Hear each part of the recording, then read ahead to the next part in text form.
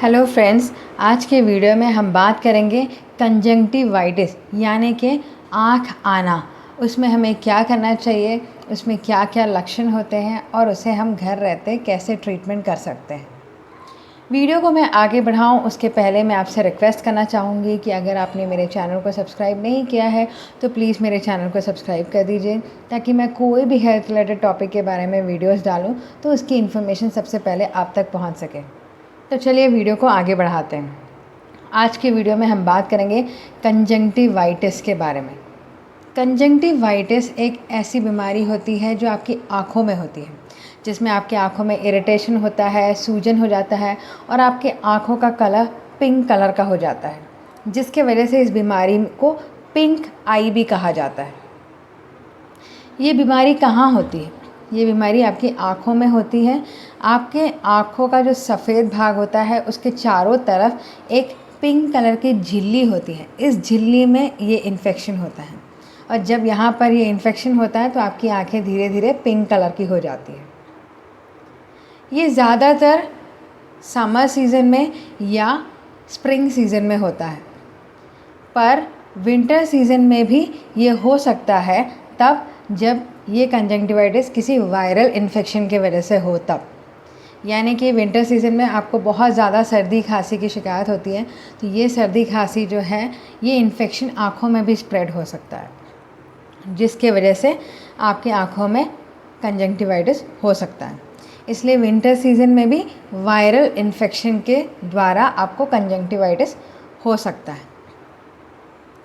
ये इन्फेक्शन बहुत ज़्यादा मात्रा में बच्चों में होता है, खास करके स्कूल जाने वाले बच्चों में या फिर डे केयर सेंटर में जाने वाले बच्चों में, और इन्हें बहुत जल्दी ये इन्फेक्शन एक बच्चे से दूसरे बच्चे को स्प्रेड भी होता है, क्योंकि बच्चे जो है हैंड वॉश फॉलो नहीं करते, एक दूसरे को टच करते हैं, आँखों को ऐसे मलते हैं और इसी मले हुए हाथ को एक दूसरे को टच करते हैं, जिसकी वजह से आप एक बच्चे से दूसरे बच्चे को कंजंक्टिवाइटिस जल्दी फैल सकता है।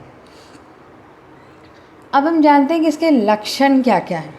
जब आपको कंजंक्टिवाइटिस आता है यानी कि आपको आँख आ जाती है, तब आपको क्या क्या लक्षण आते हैं? आपकी आँखें जो है लाल पड़ जाती है, आँखों में खुजली होता है, सूजन होता है, आँखों से पानी आता है या फिर पस आने लगता है जो कि येलो कलर का होता है, आँखें थोड़ी चिपचिपी हो जाती है, आँखों में पेन होता है, आँखों में सूजन आ जाता है। इस तरह की तकलीफ़ें हैं जो आपको कंजंक्टिवाइटिस के दौरान होता है। ये कंजंक्टिवाइटिस अभी आपको बहुत ज़्यादा परेशान कर रहा है, क्योंकि अभी तो ये इस सीज़न में भी बहुत ज़्यादा स्प्रेड हो रहा है। तो अभी हम इसके बारे में जानेंगे कि हमें ऐसा क्या करना चाहिए जिससे ये कंजंक्टिवाइटिस एक इंसान से दूसरे इंसान को ना फैले।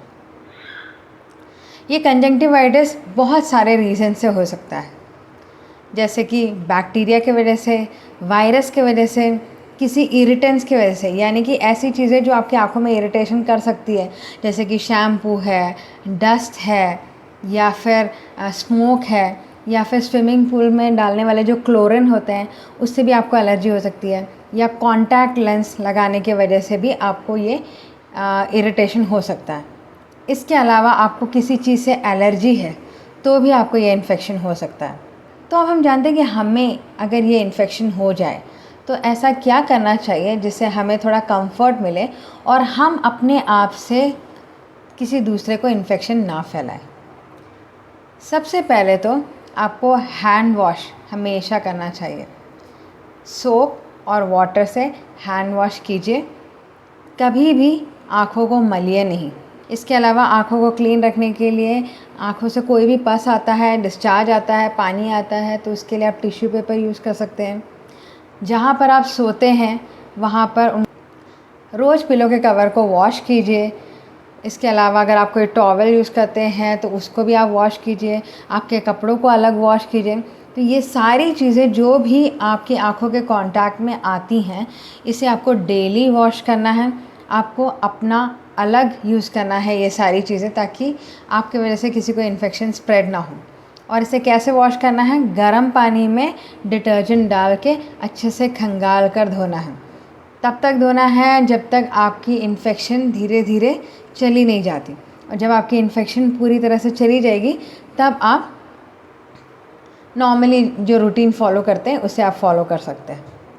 अगर बच्चे स्कूल जाने वाले बच्चे हैं, डे केयर सेंटर में जाने वाले बच्चे हैं, तो जब तक उनका इन्फेक्शन सबसाइड ना हो तब तक उन्हें स्कूल ना भेजें, क्योंकि इससे दूसरे बच्चों को भी इन्फेक्शन हो सकता है। अगर आप कॉन्टैक्ट लेंस यूज़ करते हैं तो कोई डिस्पोजेबल कॉन्टैक्ट लेंस है तो आप उसे फेंक दें, और अगर ऐसे कॉन्टैक्ट लेंस हैं जो बहुत प्रोलॉन्ग पीरियड के लिए यूज़ करते हैं आप, तो आप उसे प्रॉपरली क्लीन करके रखिए। कॉन्टैक्ट लेंस का जो केस होता है उसे भी आपको प्रॉपरली क्लीन रखना है, ताकि आपको फिर से ये इन्फेक्शन दोबारा ना हो। आपको अपनी आँखों को किसी भी प्रकार के डस्ट से या डर्ट से बचा कर रखना है। जब तक आपका इन्फेक्शन सबसाइड नहीं होता तब तक आपको आई ग्लासेस पहन कर रखना है, ताकि ये इन्फेक्शन किसी और को ना फैले। इसके अलावा आप अपने डॉक्टर से पूछकर किसी आर्टिफिशियल टीयर्स का एडवाइस ले सकते हैं, जिससे आपकी आँखों में थोड़ा कंफर्ट मिल सके आपको। और आप ये ध्यान रखें कि जिस भी आँख में आप आर्टिफिशियल टीयर्स यूज़ कर रहे हैं उसी ड्रॉप्स को आप दूसरे आँख में यूज़ ना करें जो कि नॉर्मल है। अगर आप इन्फेक्टेड आईज़ में भी वही आई ड्रॉप्स यूज़ करेंगे और नॉर्मल आई में भी वही आई ड्रॉप्स यूज़ करेंगे तो इससे इन्फेक्शन एक आँख से दूसरी आँख में स्प्रेड हो सकता है। इसके अलावा आप अपने आँख को धोने के लिए थोड़ा कुनकुना पानी यूज़ कर सकते हैं, जिससे आप अपनी आँखों को वॉश कर सकते हैं एक दिन में 3 से 4 बार, जिससे आपकी आँखों में जो चिपचिपापन है, जो आपकी आँखों में डिस्चार्ज आ रहा है, वो धीरे धीरे क्लीन रहेगा और आपको थोड़ा कंफर्ट मिलेगा। कभी भी आप अपने कोई भी आँखों में यूज़ करने वाली चीज़ों को दूसरों के साथ शेयर ना करें, जैसे कि कॉन्टैक्ट लेंसेज है, आईलाइनर है, मस्कारा है, काजल है, ये सारी चीज़ों को किसी के भी साथ शेयर ना करें। सिर्फ कंजक्टिवाइटिस के दौरान ही नहीं, नॉर्मली भी आप किसी से भी अपना आई मेकअप के प्रोडक्ट्स को शेयर ना करें, जिससे उनकी आँखों का इन्फेक्शन आपको ना आए और आपसे इन्फेक्शन उनको ना जाए। अब हम जानते हैं कि ये कंजक्टिवाइटिस आपको हुआ है, ये आपको कैसे पता चलेगा। कंजक्टिवाइटिस आपको हुआ है या नहीं ये पता करने के लिए आपके डॉक्टर के पास जब आप जाते हैं तो वो एक कॉटन का स्वैब लेते हैं और उससे जो आपके आँखों में निकलने वाले जो पस है उसको जांच के लिए भेजते हैं, जिससे ये पता किया जा सकता है कि आपका जो आँख आया है वो बैक्टीरिया की वजह से हुआ है या वायरस की वजह से हुआ है या किसी और माइक्रो ऑर्गेनिजम्स की वजह से हुआ है, क्योंकि ये पता करने के बाद ही ट्रीटमेंट उसके बेसिस में दिया जा सकता है।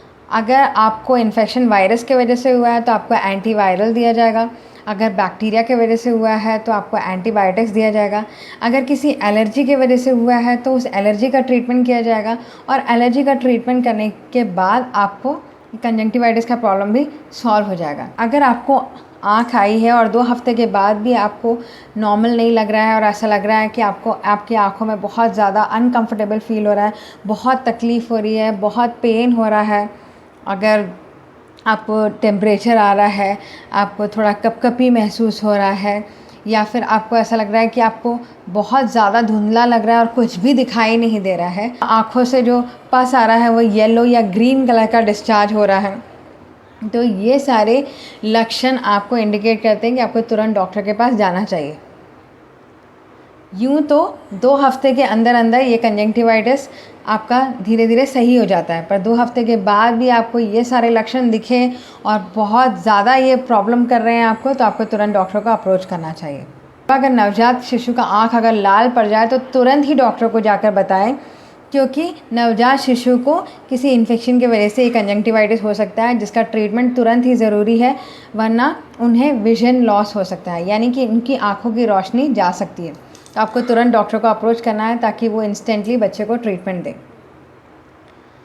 तो फ्रेंड्स, मैं आशा करती हूँ कि आपको कंजक्टिवाइटिस और कंजक्टिवाइटिस में होने वाले जो लक्षण हैं और जो ट्रीटमेंट हैं और कब आपको डॉक्टर का अप्रोच करना चाहिए, इन सारी चीज़ों के बारे में समझ में आया होगा। मैं आशा करती हूँ कि आप इन चीज़ों का पालन करेंगे ताकि इससे आप भी अपने आप को या किसी और को इन्फेक्शन ना फैलाएं। तो मिलेंगे हम नेक्स्ट वीडियो में कुछ और नई जानकारी के साथ, तब तक के लिए बाय बाय।